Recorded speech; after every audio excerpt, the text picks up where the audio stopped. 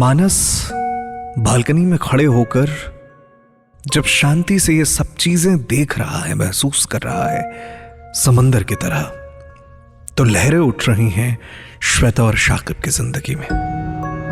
श्वेता परेशान है, शाकिब से बार बार कह रही है कि हम ये घर छोड़ देते हैं, 25,000 रुपए की तो बात है। और शाकिब पूरी रात उसे इस तरीके से परेशान देखकर अगली सुबह जाकर सबसे पहले यही चीज कहता है उसे, सुनो मैंने कल रात सोचा इस बारे में और मुझे लग रहा है कि तुम ठीक कह रही हो। मतलब एक तो नई जॉब है हमारी यार, हम इन सब चीज़ों में पड़े रहेंगे तो काम कैसे करेंगे। ठीक है हम चेंज कर रहे हैं, मैं कल ही एक ब्रोकर से बात करता हूँ, कल नहीं इनफैक्ट आज ही शाम में बात करता हूँ एक ब्रोकर से, और हम देखते हैं आसपास कहीं और दूसरा एक घर देख लेते हैं। श्वेता उसे एक टाइट हग करती है, वो उससे पूछती है कि सब ठीक हो जाएगा ना। शाकिब उसे कहता है कि मैं हूँ, सब ठीक हो जाएगा, कोई दिक्कत नहीं है। 3-4 दिन के बाद घर के बाहर पैकर्स मूवर्स का एक ट्रक आकर खड़ा होता है। सामान पैक हो रहे हैं, श्वेता और शाकिब वह मकान छोड़ रहे हैं। और इस शिफ्टिंग के दौरान जब कुछ सामान जो बालकनी में रखे थे वो हटा रही थी श्वेता, तो बालकनी में एक औरत खड़ी है जहां कल मानस था। फिर उस औरत के पास एक छोटी सी बच्ची आती है जो माँ से जिद कर रही है कि मैं खेलने जा सकती हूँ। उसकी माँ उसे डांट रही है कि नहीं पहले होमवर्क कंप्लीट करो, पर श्वेता वो सब कुछ इग्नोर कर रही है। वो नीचे आती है, सामान पैक होता है, पैकर्स एंड मूवर्स वाला शाकिब को एक स्लिप देता है, ये लोग अपनी कैब में बैठते हैं। और फिर पूरे रास्ते श्वेता वो तमाम चीज़ें, जमशेदपुर की हर बात सोचे जा रही है। लेकिन बड़ा सवाल ये है कि कल जिस बालकनी में मानस दिख रहा था, आज यहाँ ये लेडी है और उसकी बच्ची, तो क्या मानस इनके साथ रहता है? खैर मैं ये सब सोचना नहीं चाहती। शाकिब ये देख रहा है कि श्वेता बहुत परेशान है। वो कैब वाले से कहता है कि भैया 1 मिनट ज़रा रोक लेना। वो बाहर निकलकर एक ग्रॉसरी शॉप में जाता है, वहाँ से श्वेता की फेवरेट चॉकलेट लेकर आता है। और शाकिब जब वो चॉकलेट उसकी तरफ बढ़ा रहा होता है तो श्वेता थोड़ी इरिटेट हो जाती है। वो कहती है कि यार तुम्हें क्या लग रहा है, ये नॉर्मल मूड स्विंग्स हैं, पीरियड्स थोड़ी हो रहे हैं कि मतलब चॉकलेट खा के ठीक हो जाएंगे या मूड स्विंग्स चेंज हो जाएंगे। मैं परेशान हूँ यार, 3 महीने ऑलरेडी मेरे को वो सारे सवाल खा रहे थे। और शाकिब उसका हाथ पकड़ता और कहता है कि देखो हम वहाँ से निकल चुके हैं ना, नई जगह जा रहे हैं, सब फ्रेश स्टार्ट करेंगे, क्यों परेशान हो रही हो। इस बात के साथ उसने एक ढांढस बंधाया और धीरे धीरे नॉर्मल लाइफ में आने की कोशिश कर रहे थे। वो नए घर में शिफ्ट हो गए, जमशेदपुर से ज़्यादा बड़ा शहर है, बड़ी नौकरी है, बड़ी कंपनी है, तो काम का प्रेशर ज़्यादा है। अब ये दोनों एक दूसरे को इतना वक्त नहीं दे पाते।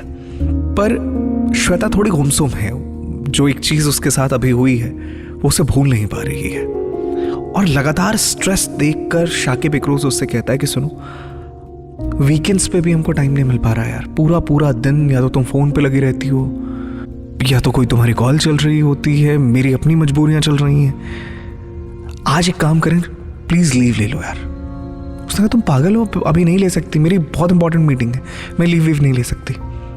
इतना कहकर वो वॉशरूम चली जाती है, नहा रही है, रेडी हो रही है। वो वापस जैसे ही लौट कर आती है, शाकिब उसे देखकर मुस्कुरा रहा है, बड़ी सरकास्टिक स्माइल है। वो कहता है कि तुम्हारी छुट्टी तो अप्रूव हो गई। श्वेता पूछती अप्रूव कैसे हो गई? अरे मैंने तुम्हारे बॉस को तुम्हारे मेल से एक मेल कर दिया है that I am not feeling well और आज मुझे लीव चाहिए। And he said okay. Shweta इस वक्त बहुत गुस्से में है। वो शाकिब से कहती है तुम पागल हो, दिमाग खराब है तुम्हारा? तुम्हें मालूम है ना कि बाकी कितने लोग मेरे पीछे पड़े हुए हैं।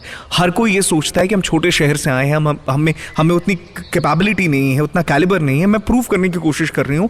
एक मीटिंग बहुत इंपॉर्टेंट है जिसके लिए मेरे बॉस ने बाकी किसी को नहीं बुलाया, मुझे बुलाया, और तुमने मेल करके मेरे लिए छुट्टी मांग ली। शाकिब उससे कहता है तुम इतना क्यों गुस्सा हो रही हो यार? अगर इतनी इंपॉर्टेंट मीटिंग होती तो तुम्हारा बॉस मेल पे ओके थोड़ी करता, तुम्हें फ़ोन करके पूछता भाई कि क्या प्रॉब्लम है श्वेता, क्या हो गया, अभी तो तू आने वाली थी। उसके पास ऐसे और लोग हैं काम करने के लिए, और काम ऐसे नहीं किया जाता कि अपनी पर्सनल लाइफ बिल्कुल ख़त्म कर दो। इतना तो हम जमशेदपुर में बिजी नहीं थे यार जितना तुम यहाँ हो गई हो। और जब मेल पे रिप्लाई आ चुका है, ऑन मेल चीज है, इसमें तो कोई दिक्कत है ही नहीं कि तूने बोला कि मैं आ रही हूं और तू नहीं आई, अचानक फोन स्विच ऑफ हो गया। भाई मेल पे है बात, भाई मेल पे है बात। ये सुनने के बाद श्वेता के दिमाग में फिर वही अल्फाज घूमने लगे जो मानस ने उससे कहे थे। इस वक्त श्वेता का गुस्सा इस तरह से है कि उसके पास टेबल पे एक सोवेनियर रखा हुआ है जो कि कांच का है, वो उसे दे मारती है दीवार पर। और अब पीछे एक बहुत तेज बहस चल रही है। तुम्हारा दिमाग खराब हो गया, तुम पागल हो चुकी हो। अरे कौन सा इंसान ऐसा नॉर्मल काम करता है यार। श्वेता उससे जवाब में कह रही है, शाकिब मुझसे बहस मत करो, मेरा दिमाग अभी इस वक्त बहुत खराब है। मैं इस मेल पे भी क्या रिप्लाई करूं अपने बॉस को कि मेरे बॉयफ्रेंड ने किया था, मजाक चल रहा है। यू नो व्हाट श्वेता, मैं हूं जो तुम्हारे लिए ये सब सोच रहा हूं। अरे काम तो मेरे पास भी है 25, लेकिन मैंने ये नहीं किया ना। मैं सोच रहा हूं कि तुम परेशान हो, तुम्हारे लिए सोच रहा हूं, तुम्हारे लिए करने की कोशिश कर रहा हूं, लेकिन तुम्हें अपनी चीजें दिखती है, सब कुछ तुम्हारा तुम्हारा तुम्हारा। मेरा क्या है यार इन सब में। झगड़े बढ़ते हैं और बढ़ते चले जाते हैं। ये शोर, उठा पटक, पीछे तमाम तरह की आवाजें एक वक्त के बाद शांत होती हैं।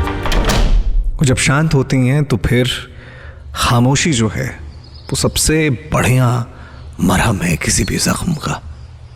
मरहम लगता है और आप अगले ही पल देख रहे हैं दोनों खुशी खुशी थिएटर में एंटर कर रहे हैं फिल्म देखने के लिए। फिल्म की शुरुआत हुई। शाकिब के कंधे पर सर रखकर श्वेता शायद अपनी अपॉलॉजी देने की कोशिश कर रही है।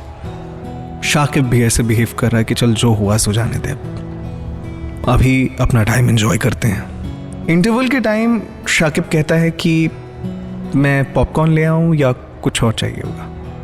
मैं कुछ भी ले आओ यार, भूख तो लगी, मेरा मन कर रहा है कि कहीं बाहर चलकर खाते हैं। बट शाकिब कहता है कि ठीक है, पर बाहर चल के खा लेंगे, लेकिन अभी कुछ तो ले आता हूँ। ठीक है जाओ, तुम्हें जो ठीक लग रहा है वो ले आओ।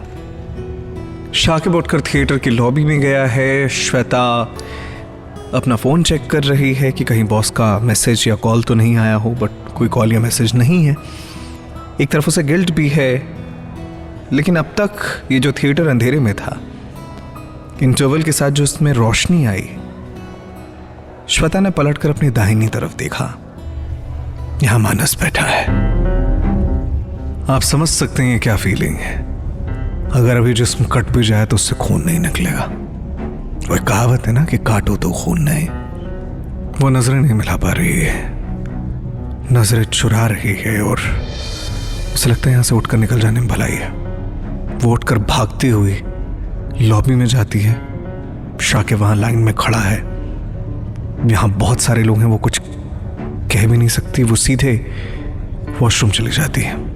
वो एक हिस्से में बैठी है और आंखें झरझर बह रही हैं। सुबह कर रोना जिसे कहते हैं ना, जिनमें आपको सिसकियां सुनाई देती हैं, श्वेता वैसे रो रही है।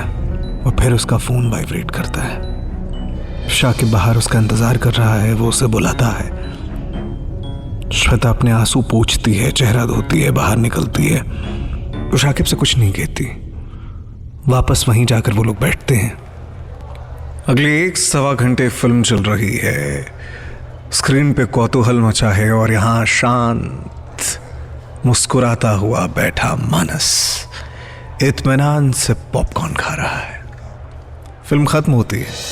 शाकिब और श्वेता हाथ पकड़कर बाहर निकलते हैं। शाकिब उससे कहता है कि तुम कह रही थी ना कहीं खाने चलते हैं, पुराने लखनऊ चलें क्या? वो कुछ कहती नहीं है, लेकिन इशारों में ठीक है कह देती है। वो दोनों वहां से निकलते हैं। रास्ते में शाकिब के पास एक फोन आता है। ये उसके बॉस का फोन है। फोन रखने के बाद शाकिब को ये समझ में नहीं आ रहा है कि ये बात वो श्वेता से कही कैसे। एक्चुअली हुआ यूं कि शाकिब टेक्निकल डिपार्टमेंट में है। उसके ऑफिस में एक टेक्निकल क्राइसिस आ गया है और अचानक से उसे ऑफिस बुलाया गया है। वो श्वेता को अपनी बात कहता है। श्वेता नाराज होती है कि तुम्हारी वजह से एक तो मैंने अपनी मीटिंग छोड़ी और अब तुम कह रहे हो कि तुम्हें अपने ऑफिस जाना है। शाकिब डिलेमा में है कि वो करे तो करे क्या। फ़ोन ही नहीं उठाना चाहिए था यार, वीकेंड है। मालूम था कि अगर फ़ोन आया तो कुछ ना कुछ काम होगा। मैं भी साला बेवकूफ़ हूँ। एक काम करते हैं। वो एक मिनट रुको, एक मिनट रुको। वो अपने कलीग को फ़ोन करता है और कहता है कि एक बात बताइए, ये काम कितना सीवियर है और कितने वक्त में हो जाएगा, क्या लगता है तुझे? और ये भी बता कि अगर मैं नहीं आऊँ तो चलेगा क्या?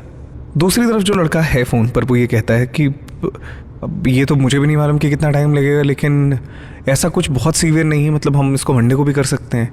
आई डोंट नो कि आपको बॉस ने आज क्यों बुलाया है, लेकिन अगर बुलाया है तो फिर आना ही पड़ेगा। वैसे मुझे लगता है कि एक आध घंटे से ज़्यादा का काम नहीं होगा, अभी बेसिक चीज़ें ठीक कर देते हैं और बाकी स्ट्रीमलाइन की जो चीज़ें हैं वो मंडे कर लेंगे। तो श्वेता को समझाता है कि देखो काम बहुत ज़्यादा देर का नहीं है, मुझे नहीं लगता कि मैं एक डेढ़ घंटे से ज़्यादा का वक्त लूँगा। एक काम करते हैं, अभी तुम घर चली जाओ और नहीं मतलब मैं तुम्हें घर छोड़ दे रहा हूँ, ये कैब रीशेड्यूल करके मैं दूसरी कैब ले रहा हूँ और फिर घर पे मिलते हैं। फिर रात तो अपनी पूरा टाइम है, कल भी हमारे पास वक्त है। वो अपनी बातों से श्वेता को कन्विंस कर देता है। कैब में लोकेशन ऐड होती है, श्वेता की कैब घूमती है और वो अपने घर की तरफ जा रही है। शाकिब अपने ऑफिस की तरफ निकल गया है। श्वेता की राइड एंड होती है, टोटल बिल आया 276 रुपये। वो अपने पर्स से 500 का नोट निकाल कर आगे बढ़ाती है। कैब वाला कहता है चेंज नहीं है।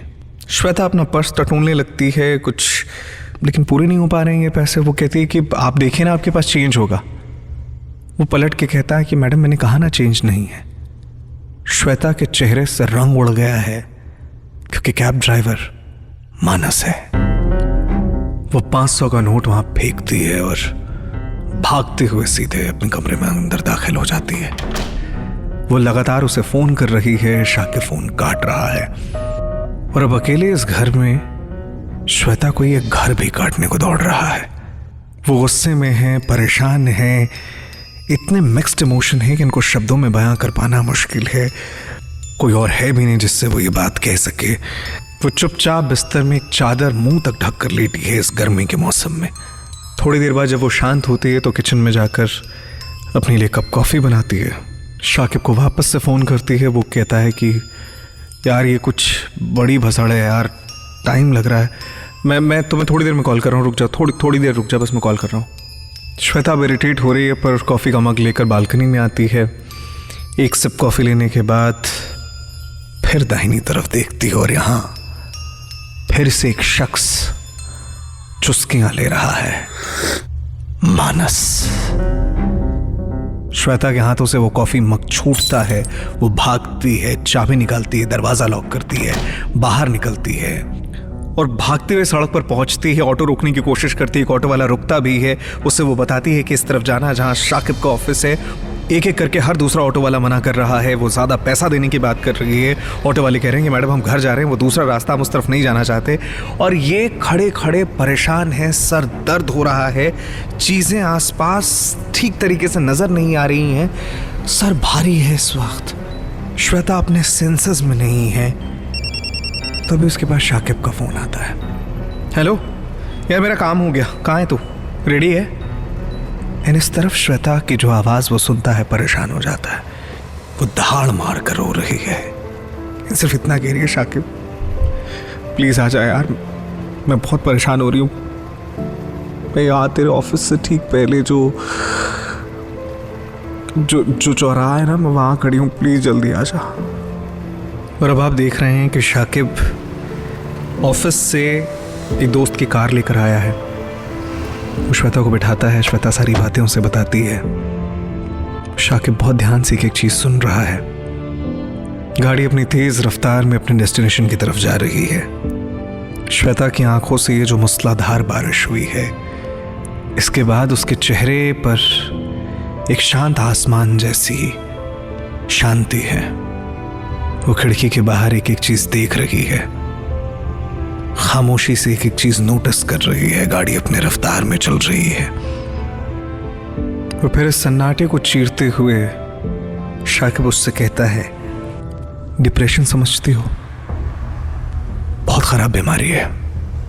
तुम्हारे जाने के बाद मैं बहुत परेशान था, टूट गया था अंदर से। प्यार एक बार को यार इंसान भूल जाता है, आदत बहुत मुश्किल हो जाती है।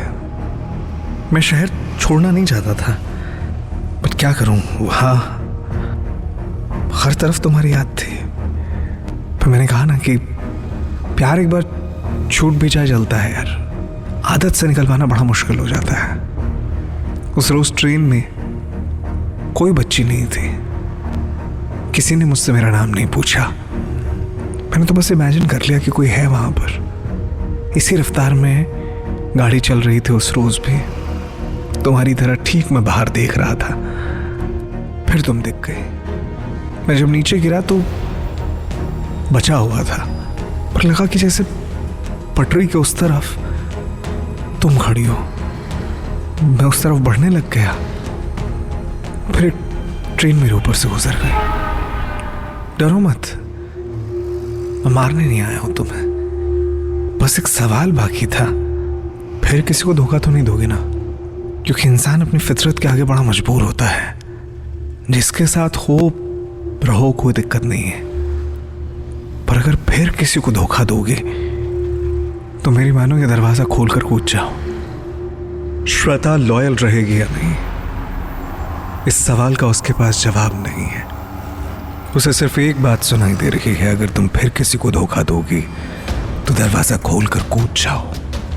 श्वेता चलती गाड़ी का दरवाजा खोल लेती है, पर इससे पहले कि वो गाड़ी से नीचे कूदे मानस उसका हाथ थाम लेता है। वो सच्ची मोहब्बत करता था, इसलिए श्वेता को मरने नहीं देता है, पर उसके सामने उसका असली चेहरा रख के उसे जीते जी मार देता है। उस तेज रफ्तार में दौड़ती गाड़ियों के हाईवे पे एक कोने में बैठी है श्वेता।